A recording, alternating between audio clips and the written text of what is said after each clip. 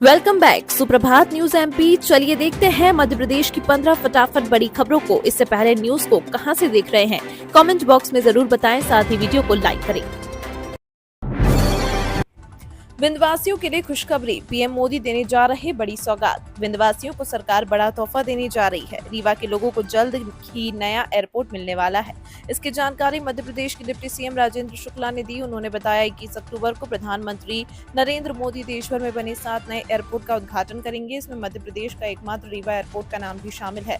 Deputy CM Rajendra Shukla ने रीवा जाकर उद्घाटन की तैयारियों का जायजा लिया है। राज्य सेवा मुख्य परीक्षा 2024 के लिए अभ्यर्थियों का प्रवेश पत्र जारी, 110 पदों पर होगी भर्ती। मध्य प्रदेश लोक सेवा आयोग अगले सप्ताह से राज्य सेवा मुख्य परीक्षा 2024 आयोजित करने वाला है, जिसमें आवेदन की प्रक्रिया पूरी हो चुकी है। अब अभ्यर्थियों के प्रवेश पत्र पोर्टल पर अपलोड कर दिए हैं, जो 19 अक्टूबर तक डाउनलोड किए जा सकेंगे। परीक्षा के संबंध में आयोग ने गाइडलाइन भी जारी की है। आयोग के मुताबिक 10 जिलों में परीक्षा रखी गई है। सरकारी कॉलेजों को केंद्र बनाया गया है। किसानों को एमपी सरकार की सौगात, 52,000 सोलर सिंचाई पंप लगेंगे। मध्य प्रदेश सरकार जल्द ही 52,000 सोलर सिंचाई पंप लगाने जा रही है। इससे किसानों को सिंचाई के लिए बिजली मिलेगी और सरकार पर सब्सिडी का बोझ भी कम होगा। ये पंप लगभग 250 मेगावाट बिजली पैदा करेंगे, जिससे किसानों को बिजली कटौती की समस्या से निजात मिलेगी। इस योजना के तहत किसानों को सोलर पंप की कुल लागत का केवल 40% ही देना होगा। बाकी 30% केंद्र और राज्य सरकार सब्सिडी देगी। सोलर पंपों के लिए टेंडर जारी कर दिए गए हैं। एमपी में आनंद ग्राम बनाएगी सरकार, हैप्पीनेस के पैमाने का आईआईटी से कराया जाएगा मूल्यांकन। मध्य प्रदेश में राज्य सरकार हैप्पीनेस के पैमाने का मूल्यांकन कराएगी। इसके लिए किसी उच्च शिक्षा संस्थान या आईआईटी का सहयोग लिया जाएगा। वहीं शहरों की अपेक्षा प्रदेश के गांव को आनंद ग्राम के रूप में विकसित किया जाएगा। पायलट प्रोजेक्ट के रूप में ऐसे ग्राम जहां सद्भावना, भाईचारा, परस्पर सहयोग और आनंद का भाव प्रमुख हो, उन्हें उदाहरण के रूप में सामने लाया जाएगा। वेटिंग आरएसी नहीं मिलेगी, दिवाली छठ पूजा में चलेंगी ये 22 स्पेशल ट्रेनें। दिवाली पर घर जाने के लिए स्पेशल ट्रेनों की बुकिंग शुरू होने जा रही है। भोपाल रेल मंडल के विभिन्न स्टेशनों से होकर गुजरने वाली 22 स्पेशल ट्रेनों का शेड्यूल जारी किया गया है। त्योहारों पर अपने घर आने जाने के लिए यात्रा करने वाले यात्रियों के लिए अच्छी खबर है। रेलवे विभाग द्वारा विशेष ट्रेनें चलाई जा रही हैं। भोपाल, इटारसी, जबलपुर आदि स्टेशनों से 22 ट्रेनों में बुकिंग की जा सकेगी। इन ट्रेनों में कई डेली स्पेशल ट्रेन से लेकर साप्ताहिक स्पेशल और सुपरफास्ट ट्रेनें भी शामिल हैं। खुशखबरी, हजारों पदों पर निकली शिक्षक भर्ती, केवल पात्र लोग ही कर सकेंगे आवेदन। सरकारी स्कूलों में प्राइमरी टीचर्स की भर्ती की जाना है। इस भर्ती में वे अभ्यर्थी अयोग्य हैं जिन्होंने डिग्री हासिल की है। केवल डिप्लोमाधारी ही आवेदन कर पाएंगे। इसके लिए नवंबर Madhya Pradesh professional examination board पात्रता परीक्षा का आयोजन कराएगा। इसमें शामिल होने आवेदन की प्रक्रिया शुरू हो गई है। प्राइमरी स्कूलों में करीब 30,000 शिक्षकों की कमी है।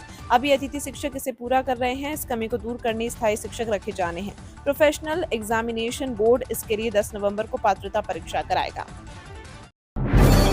आज सोमवार को इंदौर में 4 ब्रिजों की एक साथ मिलेगी सौगात। इंदौर में पहली बार एक साथ 4 ब्रिजों की सौगात शहरवासियों को मिलने जा रही है। इन ब्रिजों के निर्माण पर 250 करोड़ रुपए इंदौर विकास प्राधिकरण ने किए हैं। 4 ब्रिजों के मध्य के हिस्सों के स्पॉन 45 मीटर लंबे रखे गए और सभी में स्टील का उपयोग किया गया। मुख्यमंत्री मोहन यादव आज सोमवार को इसका लोकार्पण करेंगे। चारों ब्रिजों का निर्माण 1 से 1.5 साल पहले हुआ था। 2 ब्रिज तय समय सीमा से पहले बनकर तैयार हुए हैं। इंतजार खत्म, मोहन सरकार की नई तबादला नीति तैयार, अगली कैबिनेट में लाने की तैयारी। पहले से बनकर तैयार कर्मचारियों की तबादला नीति का मुख्य सचिव सीएस अनुराग जैन परीक्षण करेंगे। इसके बाद मुख्यमंत्री डॉक्टर मोहन यादव से चर्चा की जाएगी। सब कुछ ठीक रहा तो अगली कैबिनेट बैठक में इस नीति को लाया जा सकता है। असल में कर्मचारियों को लंबे समय से तबादला नीति का इंतजार है, तो ज्यादातर मंत्री भी चाहते हैं कि उन्हें तबादला करने के अवसर मिले।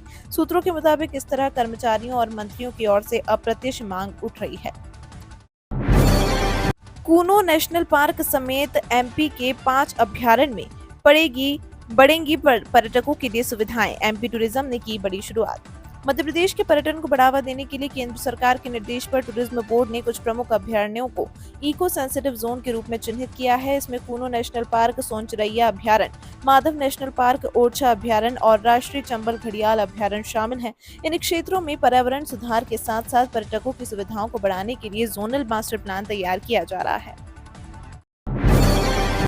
मध्य प्रदेश का पहला हेल्थ एटीएम इंदौर में शुरू, फ्री में होंगे 60 तरह के मेडिकल टेस्ट। स्वच्छता के साथ ही अब हमारा इंदौर शहर स्वस्थ क्षेत्र के में भी लगातार आगे बढ़ रहा है।